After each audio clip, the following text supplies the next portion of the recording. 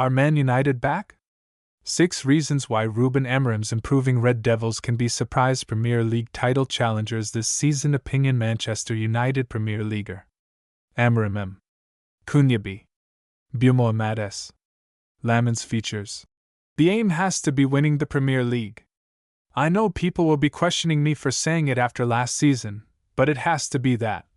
Luke Shaw said to Sky Sports during Manchester United's pre-season tour of America. We all have to have the same beliefs and ambitions, and that family feeling together, and will strive for the same thing.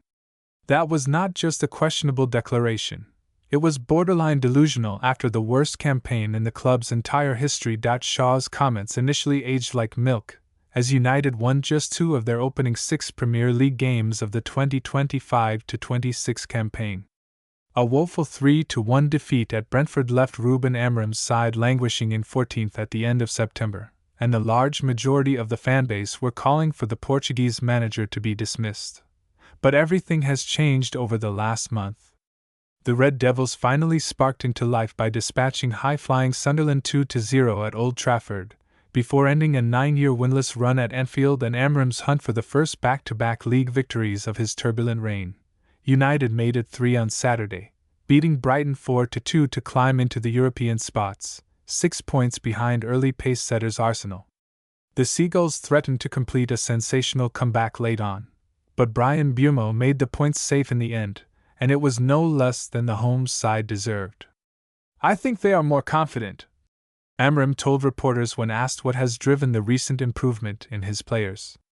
I think the best game that we did this season was against Arsenal, the first one. But then, when you are a little bit more confident, when you have a different spirit, sometimes you have a little bit of luck in certain moments of the game that help you to win. After so many months of misery, United are finally making their own luck, and all of a sudden, Shaw's bold statement of intent sounds more like a prophecy. Few outsiders will be entertaining the possibility of the Premier League trophy heading back to Old Trafford after a 13-year absence come May just yet. But now, that absolutely has to be the aim for Amorim and his constantly improving team. This is more than just a mini-resurgence. United are playing their best football of the entire post-Sir Alex Ferguson era. There was widespread concern for Amad Diallo's future after United's £71 million, $95 million, summer capture of Bryan Mbeumo from Brentford. Amad was the second-best player in the team last term, behind only Bruno Fernandes, and delivered a host of memorable moments from the right flank, most notably his late winner at Manchester City and hat-trick against Southampton. Mbeumo, meanwhile, arrived on the back of a 20-goal season in the same role at Brentford.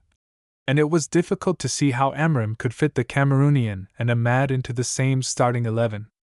Some early teething problems came as no surprise then, but they've steadily built a lethal partnership that has been the driving force behind United's upturn in form. Amad has embraced a new wing-back role with Mbeumo ahead of him in one of the number 10 slots within Amorim's 3-4-3 formation. The electrifying duo have dovetailed perfectly, particularly against Liverpool, when Amad set his new colleague through to score the opening goal inside 2 minutes with a superb outside-of-the-foot pass. At the beginning, because he was a new player, we were trying to understand each other, Amad told United's official media channels after the 2-1 victory. But now we find a solution. When he goes to right wing back, I go as a number 10. When he plays as a number 10, I stay as a right wing back.